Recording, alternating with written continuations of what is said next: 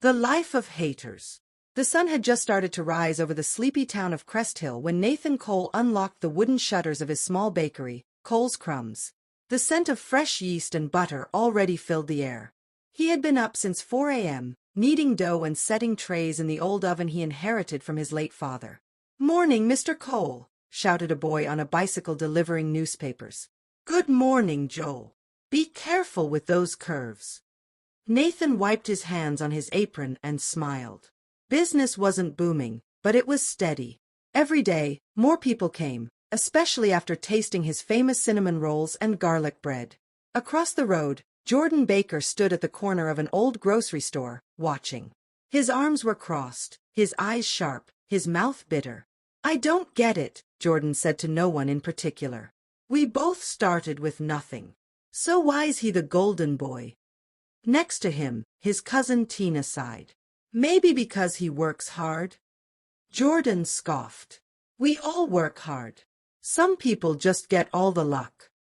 That was how it started, the quiet jealousy, the inner comparison, the unspoken resentment. Jordan had once called Nathan brother. Now, he watched him with narrowed eyes. Nathan didn't notice. Or maybe he did, but chose not to respond. Instead, he greeted every customer warmly. "Good morning, Ma. Your usual?" he asked a tired mother with a baby on her back. "Yes, Nathan." "Bless you," she replied. Jordan spat on the ground. "Bless you," he mimicked. "Saint Nathan of bread and butter." Tina glanced at him. "You're sounding petty." But Jordan had already turned away, his mind brewing something darker. 3 days later, the local football pitch was buzzing with laughter and noise. Kids played barefoot, chasing a ragged ball while teenagers leaned against a half-finished fence, talking loud and pretending not to care. Jordan sat on a low concrete bench, arms folded, a bottle of cola in hand. Around him were his usual crew, Tina, Lenny, and Bolu. All of them had once been close to Nathan. "I saw him drive that small Toyota again today," Lenny said, lighting a cigarette. "Brand new tires." Bolu grunted. "You know he got some woman from the city to invest in his bakery, right?" Tina rolled her eyes. "Even if that's true, he's not flashing it. I don't see why we're pressed." "I'm not pressed," Jordan snapped. "I'm annoyed. There's a difference." Lenny chuckled. "Is there?" Jordan leaned forward. "We used to dream together, right? Same school, same teachers. Now he acts like he's too good for us. Like we're background noise in his perfect little story." Tina took a sip of soda and looked away. "He never said that." Jordan's voice rose. "He didn't need to say it. He shows it. His clean shirts, his God bless yous, his fake humble smile. It's all a performance." Bolu smirked. "So what? You want to burn his bakery down?" There was a short silence. Then Jordan said, "Maybe not burn it, but remind him that nobody flies too high in Crest Hill without wind knocking them down." Lenny raised an eyebrow. "You serious?" Jordan leaned back, staring at the dusky sky. "I'm tired of being quiet while he walks around like he owns the town." Tina looked uncomfortable. "Jordan, don't go too far. He's not your enemy." But Jordan didn't reply. His eyes were hard now, locked onto something beyond the football field. In his mind, Nathan was no longer a friend. He was a symbol. And symbols needed to fall. It was a quiet Tuesday evening. The bakery had closed for the day, and Nathan was inside sweeping crumbs from under the wooden shelves. The warm smell of butter still lingered in the air. Outside, the streets were nearly empty. A few dogs barked in the distance, and the orange hue of street lamps danced off the sidewalk. Across the road, behind a mango tree, Jordan crouched with Lenny and Bolu. "You sure about this?" Bolu whispered. "It's risky." Jordan's face was tense. "It's just a warning. We'll light the backside of the wall, not the shop itself. The fire will scare him. That's all." Lenny lit a matchstick and stared at the small jerrycan of fuel beside them. "You better know what you're doing, man." Jordan hesitated. He wasn't a criminal. Not really. But his heart had become so twisted with envy, it no longer knew the difference between revenge and justice. Tina had refused to come. "Count me out," she had said earlier that afternoon. "If you destroy that boy's dream, it won't make yours any better." Jordan hadn't responded. His pride was too loud to hear wisdom. Now, behind the bakery, they poured the fuel along the fence and lit it. Flames leaped up quickly, licking the dry wood and grass. Inside, Nathan paused. He sniffed the air. Burning. He dropped the broom and ran outside. The fire was spreading along the back fence, dangerously close to the gas cylinders near the kitchen. "God, no!" he shouted, grabbing a large bucket and running to the tap. As he fought the flames, an old man across the street called the fire service. Neighbors rushed to help. After 20 minutes of panic, sweat, and coughing, the fire was out. Nathan stood, soaked and panting, staring at the blackened wall. His hands trembled. He knew this wasn't an accident. The next morning, Nathan stood in front of the burned section of his bakery with his sleeves rolled up. He wore a white t-shirt smeared with soot. A few neighbors gathered around, offering condolences and help. "Nathan, this is wickedness," said Mama Duru, the woman who sold vegetables nearby. "Some people can't stand your light, so they try to break it." Nathan nodded gently. "Thank you, Ma. But we'll be fine." One of his workers, a young boy named Tope, looked at him with wide eyes. "Are we still baking today, Oga?" Nathan smiled, dusting his hands. "We'll start late. But yes, Tope, we bake." People expected him to break down, to weep, to curse whoever did this. But Nathan chose something else. He bought a fresh wooden plank and, with black paint, wrote a bold message on it. He nailed it right above the damaged wall. "Bitter people can't stop sweet bread." That simple sign was all it took. Someone took a photo. Then another. The picture circulated online. Before evening, it had gone viral on social media. "Look at this guy," a popular food blogger tweeted. Someone tried to burn down his shop. He replied with hope and bread. That week, reporters came from the nearby city to interview him. "What keeps you going, Nathan?" one journalist asked. He smiled. "When people try to tear you down, you can either cry or rebuild. I choose the second one, with sugar on top." By Sunday, the small bakery had turned into a local sensation. More customers lined up than ever before. Business tripled. Nathan had to hire 2 more hands. Even people who had never tasted his bread before came just to shake his hand. But not everyone was celebrating. Across town, Jordan scrolled through the viral post in silence. His jaw tightened. Lenny looked over his shoulder. "You see this?" He turned your warning into free publicity. Jordan tossed the phone onto the bed and stood up. This isn't over. But deep inside, something had shifted. The more Nathan rose, the smaller Jordan felt in his own skin. It was a quiet evening at Cole's Crumbs.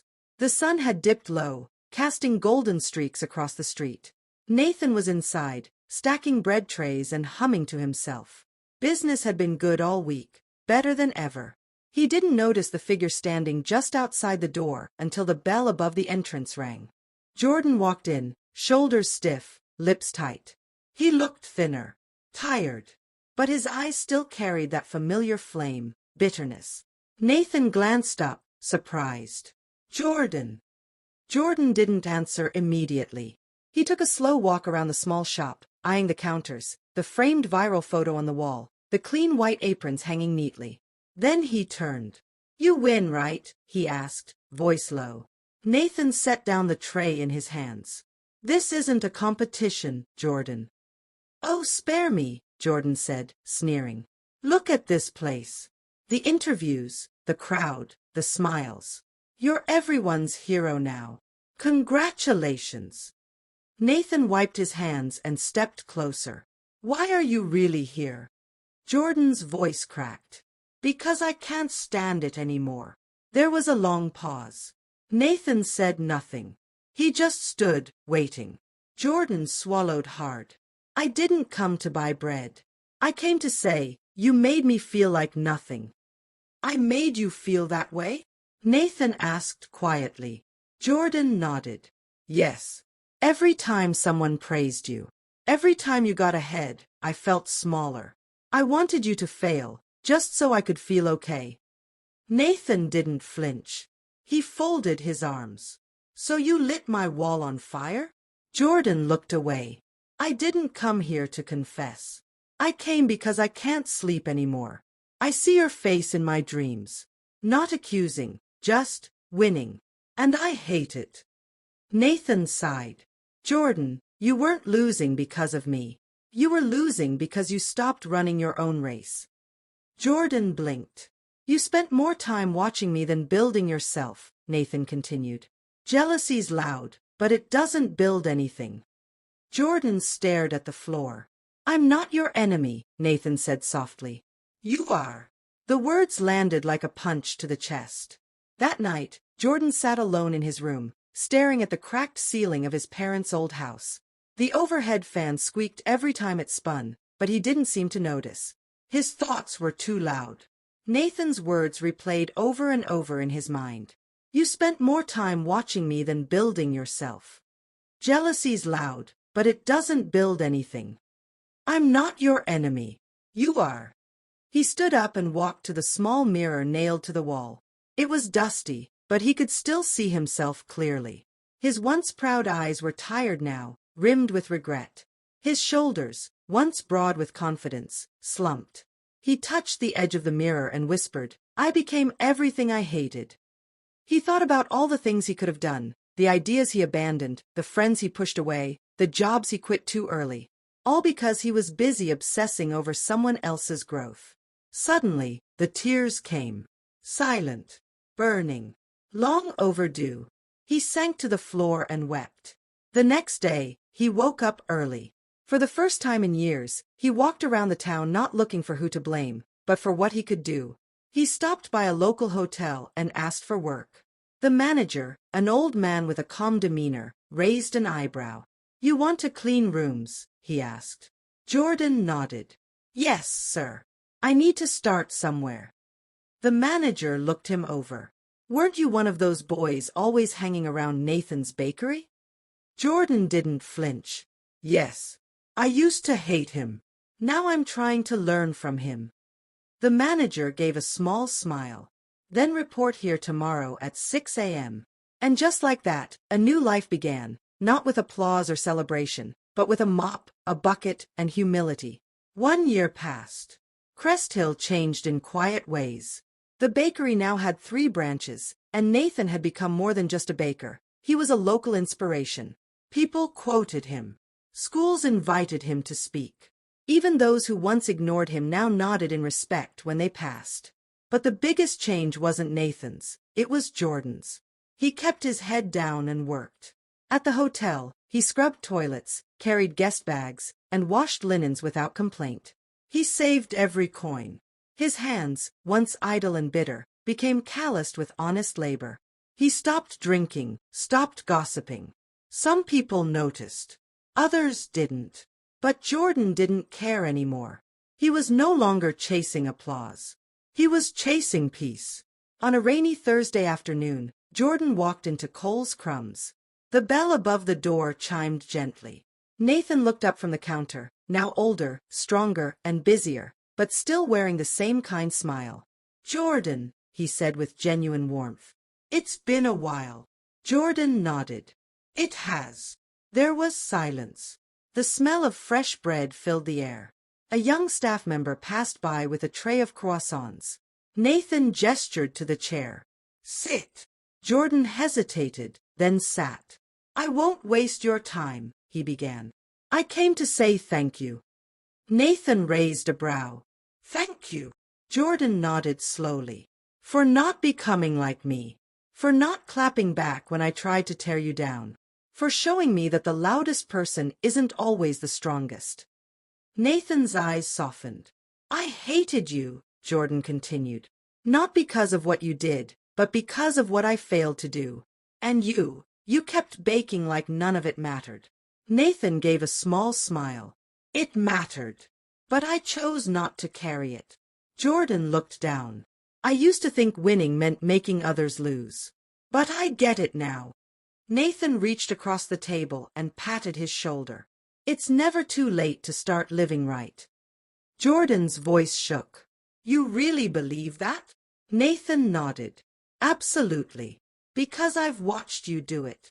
That day, they sat and talked, not as rivals, but as men who had learned something valuable. Success means nothing without peace.